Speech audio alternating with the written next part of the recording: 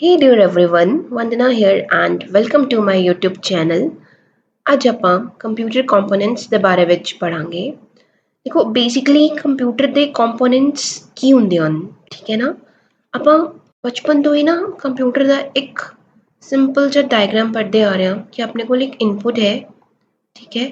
ਇਸ ਇਨਪੁਟ ਤੇ ਆਪਾਂ ਕੁਝ ਪ੍ਰੋਸੈਸਿੰਗ ਕਰਦੇ ਹਾਂ ਤੇ ਆਪਾਂ ਨੂੰ ਆਊਟਪੁੱਟ ਮਿਲਦਾ ਹੈ, ਠੀਕ ਹੈ। ਹੁਣ ਇਸੀ ਦੇ ਬੇਸ ਤੇ ਆਪਾਂ ਦੇਖੀਏ ਤਾਂ ਸਭ ਤੋਂ ਪਹਿਲੇ ਇਨਪੁਟ ਕਰਨ ਲਈ ਕੋਈ ਡੇਟਾ ਹੋਣਾ ਚਾਹੀਦਾ ਹੈ। ਇਸ ਇਨਪੁਟ ਨੂੰ ਆਪਾਂ ਕਿਸੇ ਜਗ੍ਹਾ ਤੇ ਸਟੋਰ ਕਰਾਂਗੇ, ਫਿਰ ਸੇਮ ਆਪਾਂ ਉਹਦੇ ਉੱਪਰ ਕੀ ਕਰਾਂਗੇ, ਪ੍ਰੋਸੈਸਿੰਗ ਤੋਂ ਬਾਅਦ ਆਊਟਪੁੱਟ ਜਨਰੇਟ ਹੋਏਗੀ ਤੇ ਆਪਾਂ ਦੇਖਾਂਗੇ ਕਿ ਜੋ ਆਊਟਪੁੱਟ ਜਨਰੇਟ ਹੋਈ ਹੈ ਉਹ ਕਰੈਕਟ ਹੈ, ਇੱਕ ਪਾਰਟਿਕੂਲਰ ਸੀਕੁਐਂਸ ਦੇ ਵਿੱਚ ਜਨਰੇਟ ਕੀਤਾ ਗਿਆ ਜਾਂ ਨਹੀਂ। ਐਗਜ਼ਾਮਪਲ ਲੈ ਲਓ ਕਿ ਆਪਾਂ ਨੇ ਕੋਈ ਇਕੁਏਸ਼ਨ ਨੂੰ ਕੈਲਕੂਲੇਟ ਕਰਵਾਉਣਾ ਹੈ। Let us suppose 5 plus 2 into 10 ਇਹ ਆਪਣੇ ਕੋਲ ਇੱਕ ਇਨਪੁਟ ਇਕੁਏਸ਼ਨ ਹੈ ਜਿਸ ਨੂੰ ਆਪਾਂ ਸੋਲਵ ਕਰਨਾ ਹੈ, ਠੀਕ ਹੈ ਜੀ। ਤੋਂ ਪਹਿਲੇ ਕੰਪਿਊਟਰ ਨੂੰ ਆਪਾਂ ਇਨਪੁਟ ਇਕੁਏਸ਼ਨ ਦਿੱਤੀ, ਉਸ ਤੋਂ ਬਾਅਦ ਇਸਨੇ ਕਿੱਥੇ ਇਹਨੂੰ ਸਟੋਰ ਕੀਤਾ, ਟੈਂਪਰੇਰੀ ਮੈਮਰੀ ਦੇ ਵਿੱਚ ਜਾਂ ਫਿਰ ਪ੍ਰਾਇਮਰੀ ਮੈਮਰੀ ਦੇ ਵਿੱਚ, ਹੈ ਨਾ। ਕਿਤੇ ਨਾ ਕਿਤੇ ਜਾ ਕੇ ਇੰਸਟਰਕਸ਼ਨ ਸਟੋਰ ਹੋਏਗੀ। ਫਿਰ ਕੀ ਕੀਤਾ ਆਪਾਂ ਨੇ, ਇਹਦੇ ਉੱਪਰ ਪ੍ਰੋਸੈਸਿੰਗ ਕੀਤੀ ਕਿ ਇਹਦੇ ਉੱਪਰ ਕੁਝ ਜੋ ਅਰਿਥਮੈਟਿਕ ਆਪਰੇਸ਼ਨਸ ਹੈ, ਠੀਕ ਹੈ, ਉਹਨਾਂ ਨੂੰ ਕਨਵਰਟ ਕਰਕੇ ਇੱਕ ਸਿੰਗਲ ਆਪਰੇਸ਼ਨ ਬਣਾਉਣਾ ਹੈ। ਕਿਵੇਂ, ਜਿਵੇਂ ਸਭ ਤੋਂ ਪਹਿਲੇ ਇਹਦੇ ਵਿੱਚ ਕੀ ਹੋਏਗਾ, ਮਲਟੀਪਲਾਈ ਹੋਏਗੀ, ਹੈ ਨਾ। ਜਿਵੇਂ 2 into 10 that is 20, ਠੀਕ ਹੈ ਜੀ, ਪਲਸ ਦੈਨ 5। ਦੇਖੋ ਨਾ, ਸਿੰਗਲ ਇੰਸਟਰਕਸ਼ਨ ਬਣ ਗਈ। ਇਹ ਡੇਟਾ ਕੀ ਹੋ ਗਿਆ, ਕਨਵਰਟ ਕਰਕੇ ਇੱਕ ਸਿੰਗਲ ਇੰਸਟਰਕਸ਼ਨ ਬਣ ਗਿਆ, ਠੀਕ ਹੈ। ਫਿਰ ਇਹਦਾ ਆਂਸਰ ਕਿੰਨਾ ਆਏਗਾ, 25। ਆਪਣੇ ਕੋਲ ਕੀ ਆ ਗਈ ਹੈ, ਪ੍ਰੋਪਰ ਆਊਟਪੁੱਟ, ਓਕੇ।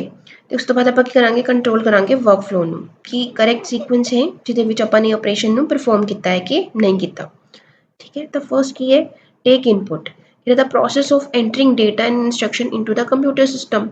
ਸਿੰਪਲ ਕੋਈ ਵੀ ਡੇਟਾ ਜਾਂ ਫਿਰ ਇੰਸਟਰਕਸ਼ਨ ਨੂੰ ਕੰਪਿਊਟਰ ਦੇ ਅੰਦਰ ਐਂਟਰ ਕਰਵਾਉਣਾ। ਜਿਵੇਂ ਇਹ ਇਕੁਏਸ਼ਨ ਨੂੰ ਆਪਾਂ ਕੀਬੋਰਡ ਦੇ ਥਰੂ ਐਂਟਰ ਕਰਵਾਇਆ ਜਾਂ ਫਿਰ ਮਾਊਸ ਦੇ ਥਰੂ ਆਪਣਾ ਜੋ ਕੈਲਕੂਲੇਟਰ ਹੈ, ਠੀਕ ਹੈ, ਤੁਸੀਂ ਜਸਟ ਟੱਚ ਕਰਕੇ ਮਾਊਸ ਦੇ ਨਾਲ ਐਂਟਰ ਕੀਤਾ ਡੇਟਾ।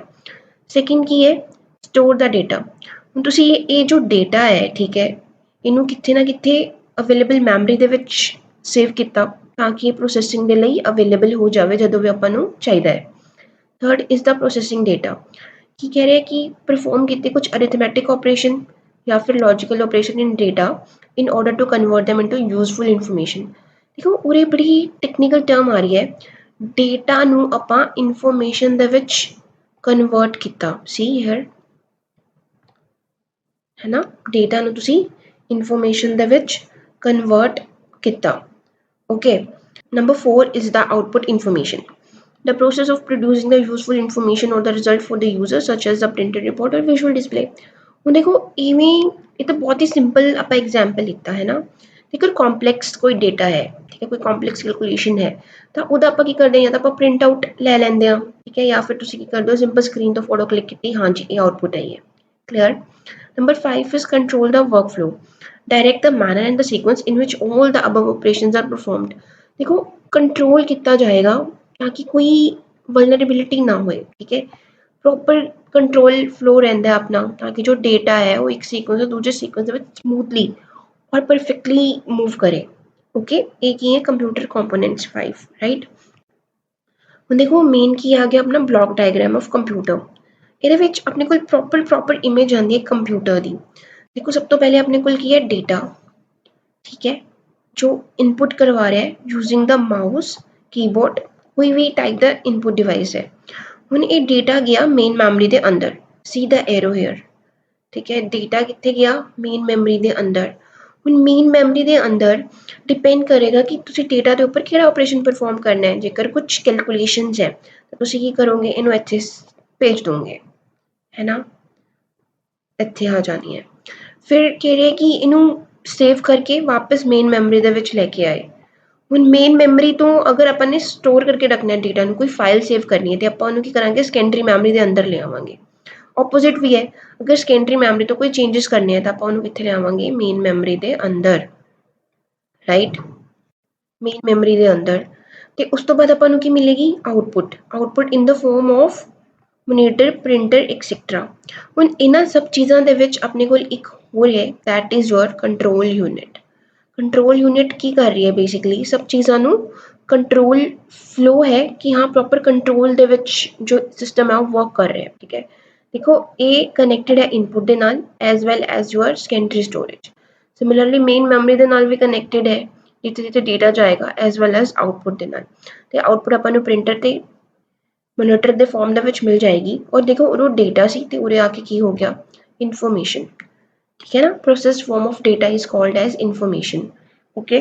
ਤੇ ਇਹ ਐਰੋਜ਼ ਦੇ ਥਰੂ ਤੁਸੀਂ ਦੇਖ ਰਹੇ ਹੋ ਕਿ ਡੇਟਾ ਫਲੋ ਹੋ ਰਿਹਾ ਹੈ ਸੋਲਿਡ ਲਾਈਨ ਦੇ ਨਾਲ ਤੇ control flow is dotted line right. ਤੇ ਇਹ ਸਭ ਚੀਜ਼ਾਂ CPU ਦੇ ਅੰਡਰ ਹੈ ਠੀਕ ਹੈ। This one is the CPU। ਇਹ ਸਭ ਚੀਜ਼ਾਂ CPU ਦੇ ਅੰਦਰ ਪੈਕਡ ਹੈ right okay the memory unit. ਹੁਣ ਆਪਾਂ ਇਹਨਾਂ ਕੰਪੋਨੈਂਟਸ ਬਾਰੇ ਡਿਟੇਲ ਦੇ ਵਿੱਚ ਪੜ੍ਹਦੇ ਹਾਂ ਨੈਕਸਟ ਸਲਾਈਡ ਦੇ ਵਿੱਚ। ਆਈ ਹੋਪ ਤੁਹਾਨੂੰ ਕਲੀਅਰ ਹੋਏਗਾ। ਅਗਰ ਨਹੀਂ ਹੈ ਤੇ ਮੈਨੂੰ ਕਮੈਂਟ ਬਾਕਸ ਦੇ ਵਿੱਚ ਦੱਸਿਓ ਕੋਈ ਪ੍ਰੋਬਲਮ ਹੈ ਜਾਂ ਡਾਊਟ ਹੈ okay. The next one is the input unit. A program uses input devices to accept the data and program। ਦੇਖੋ input device यूज ਕੀਤੇ ਜਾ ਰਹੇ ਹਨ ਕਿਵੇਂ ਜੇ ਜੋ ਕੀ ਕਰਵਾਉਣਗੇ ਕਮਿਊਨੀਕੇਟ ਕਰਵਾਉਂਦੇ ਹੈ ਯੂਜ਼ਰ ਤੇ ਕੰਪਿਊਟਰ ਸਿਸਟਮ ਦੇ ਵਿੱਚ ਠੀਕ ਹੈ ਨਾ। ਕਮਿਊਨੀਕੇਸ਼ਨ ਕਿਵੇਂ ਹੋਏਗਾ ਐਗਜ਼ਾਮਪਲ ਹੈ 2+5 ਕਰਨਾ ਹੈ ਠੀਕ ਹੈ we have 2+5 ਰਾਈਟ। ਤੇ ਕਮਿਊਨੀਕੇਸ਼ਨ ਕੀ ਹੈ ਕਿ ਮੈਨੇ ਇਹਨਾਂ ਨੂੰ ਐਡੀਸ਼ਨ ਕਰਵਾਉਣਾ ਹੈ। ਹੁਣ ਤੁਸੀਂ 2 ਜਾਂ 5 ਕਿਹਦੇ ਥਰੂ ਲਿਖੋਗੇ ਦੇਖੋ ਜਾਂ ਤੁਸੀਂ ਕੀਬੋਰਡ ਦੇ ਥਰੂ ਉਸਨੂੰ ਐਂਟਰ ਕਰਵਾਓਗੇ ਜਾਂ ਮਾਊਸ ਜਾਂ ਕੋਈ ਲਾਈਟ ਪੈਨ ਹੈ ਟੱਚ ਸਕਰੀਨ ਹੈ ਜਿਵੇਂ ਫੋਨ ਦੇ ਵਿੱਚ ਨੰਬਰ ਡਾਇਲ ਕਰਦੇ ਹਾਂ ਆਪਾਂ ਠੀਕ ਹੈ ਜਾਂ ਫਿਰ ਕੈਲਕੂਲੇਸ਼ਨਸ ਕਰਦੇ ਹਾਂ। ਇਹ ਸਭ ਕਿਹਦੀ ਐਗਜ਼ਾਮਪਲ ਹੋ ਗਈ ਇਨਪੁਟ ਡਿਵਾਈਸਿਸ ਦੇ ਵਿੱਚ ਕੰਪਿਊਟਰ ਨੂੰ ਤੁਸੀਂ ਕੁਛ ਡੇਟਾ ਪ੍ਰੋਵਾਈਡ ਕਰ ਰਹੇ ਹੋ।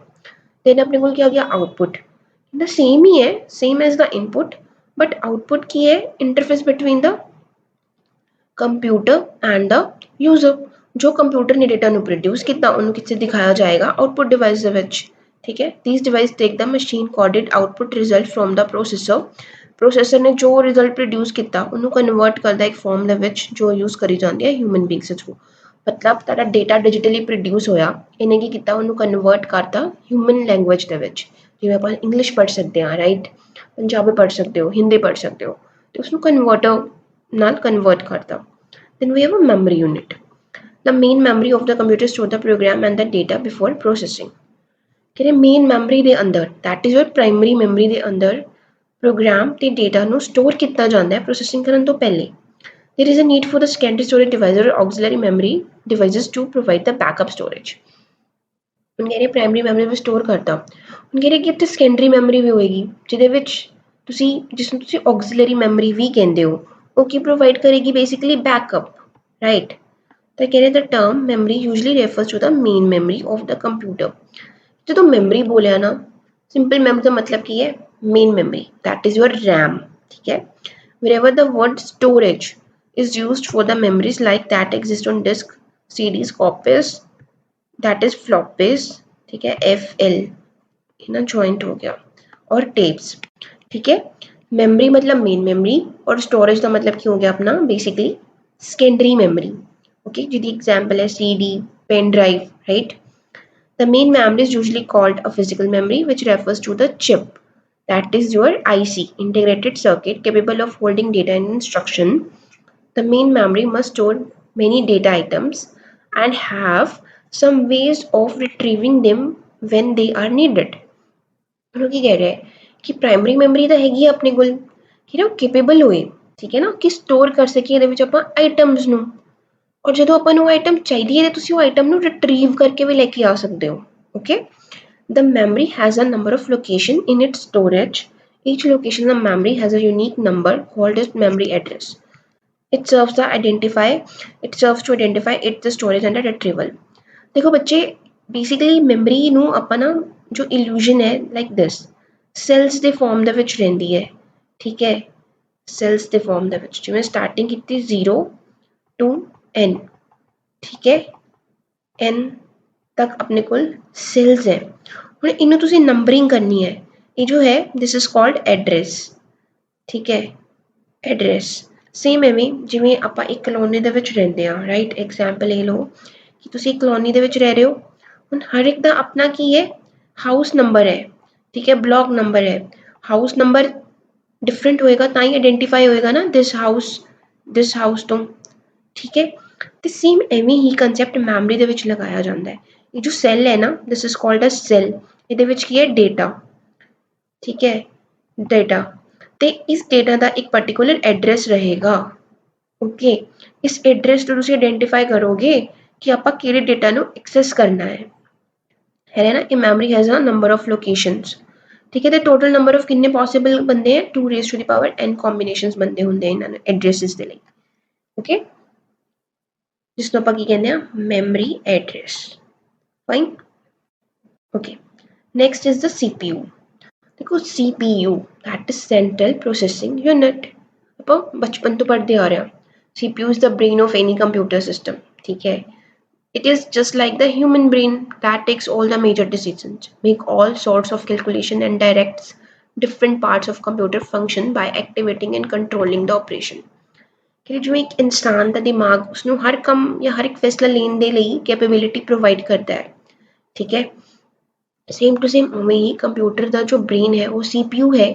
ਜਦੋਂ ਆਪਾਂ ਕੋਈ ਵੀ ਕੰਮ ਕਰਵਾਉਣਾ ਹੈ, ਕੋਈ ਕੈਲਕੂਲੇਸ਼ਨ ਕਰਵਾਉਣੀ ਹੈ, ਉਹ ਕਿਹਦੇ ਵਿੱਚ ਹੋਏਗੀ, CPU ਦੇ ਵਿੱਚ ਹੋਏਗੀ। Okay, it consist of the arithmetic and the logical units, control unit, internal memory, that is registers।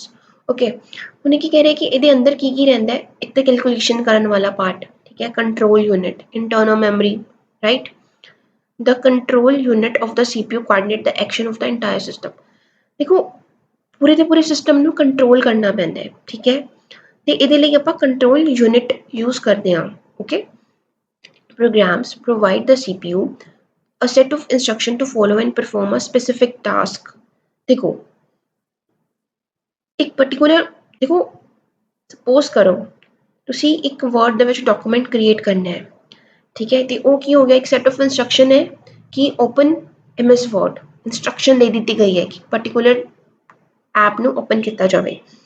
Between any two components of the computer system, there is a pathway called a bus which allows for a data transfer between them।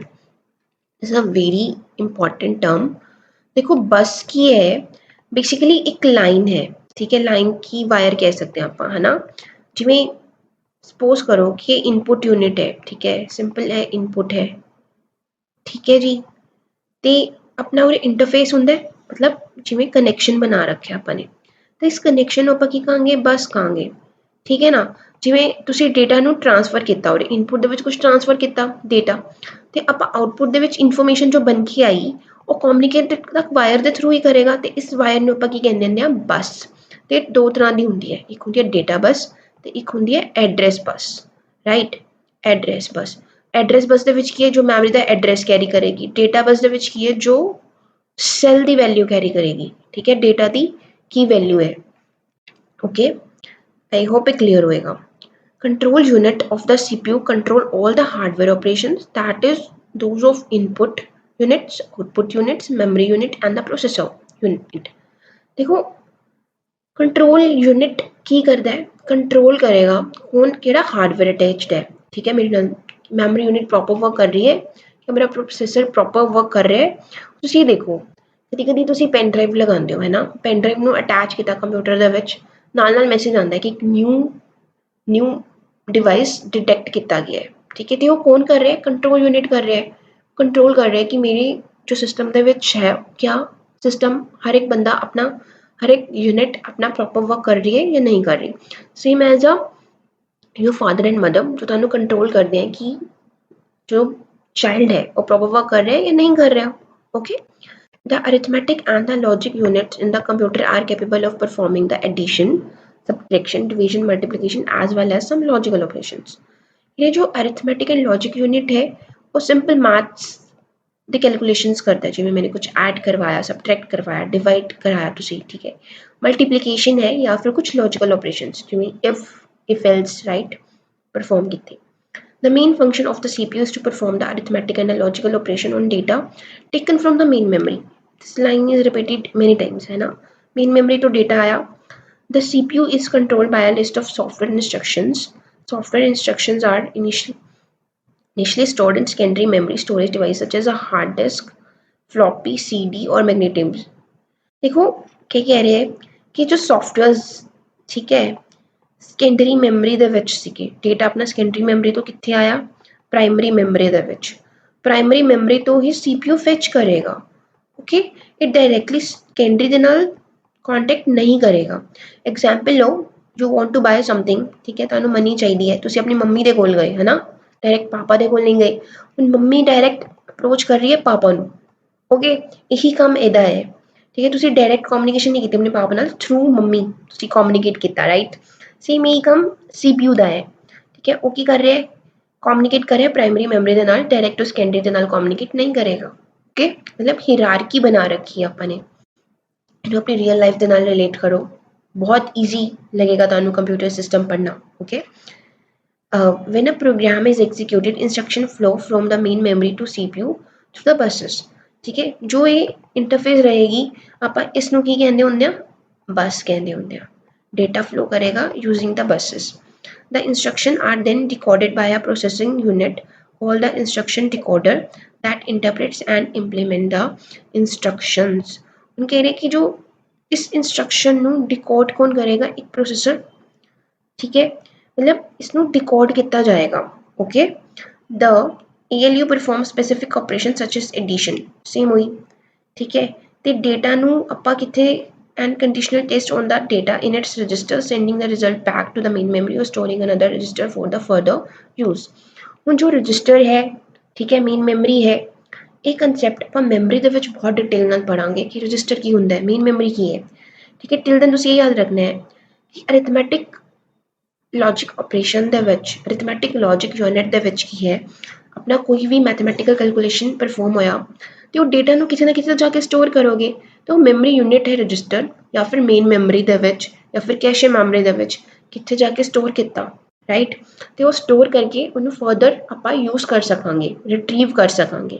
Okay, I hope ਇਹ ਤੁਹਾਨੂੰ clear ਹੋਏਗਾ। If you like the video, then hit the like button, share with your friends, and don't forget to subscribe the channel.